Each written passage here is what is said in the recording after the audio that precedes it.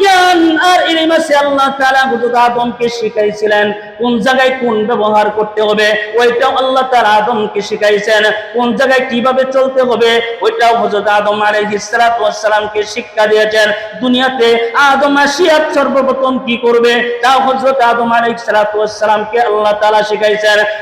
সুতরাং পৃথিবীর যত জ্ঞান, যত ইলম দুনিয়াতে থাকার জন্য দরকার, সমস্ত জ্ঞান, সমস্ত ইলম হযরত আদম আলাইহিস সালাতু ওয়াস সালামকে আল্লাহ শিক্ষা দিলেন এবং বললেন, আদম যাও, ওই যে আমার ফেরেশতারা, আমার ফেরেশতাদের কাছে যাও, ফেরেশতাদেরকে দিয়া তুমি আগে গিয়া তাদেরকে সালাম দিবা। সালাম দেওয়ার পরে তুমি একটু নজর কইরা তোমার কানটা খুলবা, কানটা খুইলা তুমি আদম দেখবা তোমার সালামের জবাব তারা কি দেয়, তুমি এটা তোমার কান দিয়া সুন্দর করে শ্রবণ করবা। হযরত আদম আলাইহিস সালাতু ওয়াস সালাম ফেরেশতাদের সামনে গেলেন। ফেরেশতাদের সামনে গিয়া হযরত আদম সালাম জানাইলেন, আসসালামু আলাইকুম। আসসালামু আলাইকুম। ফেরেশতারা জবাব দিলেন, আসসালামু আলাইকা। আল্লাহু আকবার বলেন, আসসালামু আলাইকা ওয়া রাহমাতুল্লাহ। হযরত আদম সালাম দিলেন, আসসালামু আলাইকুম, তোমাদের উপরে শান্তি বর্ষিত হোক, তোমাদের উপরে শান্তি বর্ষিত হোক। কিন্তু ফেরেশতারা জবাব দিলেন না। ফেরেশতারা জবাব দিলেন কি, আসসালামু আলাইকা ওয়া রাহমাতুল্লাহ, আল্লাহ তোমার উপরেও শান্তি বর্ষিত হোক। আবার একটু বাড়ায়া বললেন, আল্লাহ তোমার উপরে রহমত বর্ষণ করো। হযরত আদম যখন এই কথা শুনলেন, আল্লাহ রাব্বুল আলামিন হযরত আদম আলাইহিস সালাতু ওয়াস সালামকে বললেন, আদম তোমাকে দিয়া সর্বপ্রথম সালাম আমি জারি করায় দিলাম, তোমারে দিয়া সর্বপ্রথম সালাম বিনিময় কইরা দিলাম। এবং এই যে বাড়তি যে রাহমাতুল্লাহ, তোমার উপরে আল্লাহ রহম করুক, তোমার উপরে আল্লাহ দয়া করুক, যে কথাটা ফেরেশতারা বলেছে, কিয়ামত পর্যন্ত তোমার উপরে ফেরেশতারা যেমন করে দোয়া করেছে যেন তোমার উপরে আল্লাহর দয়া হয়, আল্লাহর মায়া হয়, আল্লাহ যেন তোমার উপরে বরকত দেয়, রহমত দেয়। এই পৃথিবীর জমিনে তোমার যত মানুষ, তোমার যত সন্তান আছে, ওই সন্তানেরা যদি এই সালামটাকে জারি করে, এই সালামটাকে যদি তারা তাদের সমাজের মধ্যে বাস্তবায়ন করে, যদি তাদের এই দেশের মধ্যে বাস্তবায়ন করে, যদি তাদের নগরের মধ্যে বাস্তবায়ন করে, যদি তার গ্রামের মধ্যে বাস্তবায়ন করে, সে যদি তার মহল্লার মধ্যে যদি এই সালামকে বাস্তবায়ন করে, ও আদম তোমাকে যেমন কইরা রাহমাতুল্লাহ দিয়া সম্বোধন করেছে, আল্লাহ যেন তোমার উপরে রহমত দান করে, তোমার উপরে দয়া করে।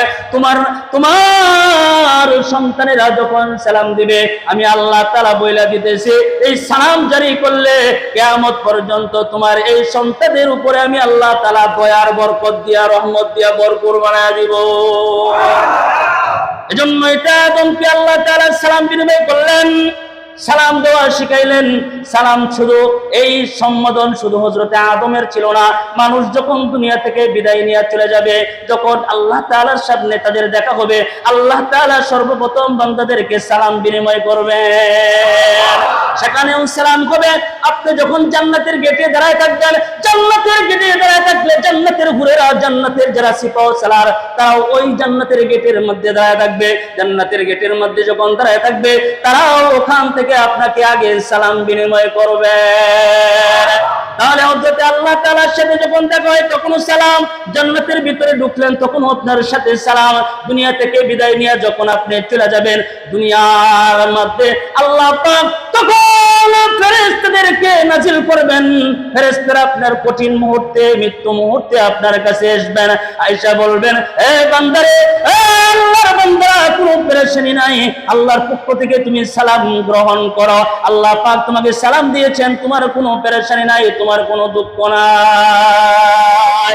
ইন্নাল্লাযীনা ক্বালু রাব্বুনাল্লাহু সুম্মা ইসতাকামু তাতানাজ্জালু আলাইহিমুল মালাইকাতু আল্লা তাখাফু ওয়া লা তাহজানু ওয়া আবশিরু বিল জান্নাহ। আল্লাহ পাক তোমাকে সালাম দিয়েছেন, আল্লাহ পাক তোমাকে সুসংবাদ দিয়েছেন, তোমার কোনো পেরেশানি নাই। তাহলে দুনিয়া থেকে যেদিন বিদায় নিয়ে আপনি চলে যাবেন, সেই দিনও আল্লাহ পাক ফেরেশতা পাঠায় আপনাকে সালাম দান করবে। বাবা, এই সালামের পদ্ধতি এটা যদি আপনার সমাজে বাস্তবায়ন করেন, এটা যদি আপনার মহল্লায় বাস্তবায়ন করেন, এটা যদি আপনার সমাজে বাস্তবায়ন করেন, সালামের একটা বাতাস আছে, যে বাতাসটা, এই বাতাসটা সালামের বাতাস মানুষের কান দিয়া ঢুকে কলিজা পর্যন্ত গিয়া লাগে। সুবহানাল্লাহ। সালামের একটা বাতাস আছে, সেই বাতাসটা মানুষের কান দিয়ে ঢুকে দিলের মধ্যে গিয়া লাগে। বাজান, এই জন্য দেখবেন আপনার চিরশত্রু, চির দুশ্মন, যার সাথে আপনার দুশ্মনী আছে, শত্রুতা আছে, কোনোদিন আপনার সাথে কথা বলে না, এমন দুশ্মনকেও যদি আপনি প্রতিনিয়ত যদি আপনি সালাম দিতে থাকেন, এই সালামের বাতাস কান দিয়া ঢুইকা দিলের মধ্যে গিয়া এফেক্ট করবে। আর প্রতিদিন যদি এই সালামটা আপনি বিনিময় করতে থাকবেন, শত্রু দেখবেন আপনার বন্ধু হয়ে যাবে। কথা বলেন ঠিক না বেঠিক? সালামের একটা বাতাস, এটা কোন দিয়া ঢুকে? কান দিয়া ঢুকে কলিজার মধ্যে গিয়া লাগে। এই বাতাসটা যদি আপনার ভিতরে যদি আপনার লাগাই যাইতে পারে, এই বাতাসটা যদি আপনি আপনার শত্রুকে লাগাইতে পারেন, এমন বন্ধু হবে, এমন বন্ধু হবে, জিন্দেগিতে আর কোনোদিন আপনার সাথে দুশ্মনী করবে না। এজন্য সালামের প্রচলন ঘটানোর দরকার আছে না নাই? সালাম আগে আগে বাড়ায়া দেওয়া। বাবা, আমাদের সন্তানগুলোকে সালাম শেখানো দরকার। আমাদের সন্তানগুলোর ভবিষ্যতের চিন্তা করি আমরা, বিভিন্ন রকমের ভবিষ্যৎ চিন্তা করি। ইংলিশ মিডিয়ামে পড়ায়, বাংলা মিডিয়ামে পড়ায়, বিভিন্ন মিডিয়ামে তাদেরকে পড়ায় শুদ্ধভাবে ইংরেজি শিক্ষার জন্য, মানুষের সাথে কথোপকথন করার জন্য ইংরেজি শেখান, শুদ্ধ ইংরেজি শিক্ষা যেখানে হয় সেখানে যান। কিন্তু আপনার সন্তান সর্বপ্রথম যে শান্তি বিনিময় করবে, একজন আরেকজনের উপরে শান্তির দোয়া করবে, এই শান্তির দোয়াটা মুসলমান এখনো শুদ্ধ করে শিখে না। আমার উচিত আমার সন্তানকে, ছোট্ট সন্তানকে সালাম দেওয়া। আমার ছোট্ট সন্তান, 4 বছরের বাচ্চাটা, মেয়েটাকে আমি যখন মসজিদে নিয়ে আসি, আমি যখন তার সাথে ঘরে যাই, তাকে আমি সালাম দেই। শুধু তাকে সালাম দেই, শুধু সরাসরি দেই, বিষয়টা এরকম নয়। আমি যখন ঘরের ভিতরে ঢুকি সেখানেও সালাম দেই। তার সাথে যদি আমি মোবাইলে কথোপকথন করি, তারপরেও আমি তাকে সালাম দেই, কারণ সে আমার কাছে সালাম পায়। কথা বলেন ঠিক না বেঠিক? আমারে সে দিতে পারবে না, কিন্তু আমি তারে তো দিতে পারবো। কথা বলেন ঠিক না বেঠিক? সে আমার কাছে সালাম পায়, সে আমার কাছে শান্তির দোয়া পায়। এজন্য শান্তির দোয়া সন্তানকে করবেন নাকি মানুষের করবেন?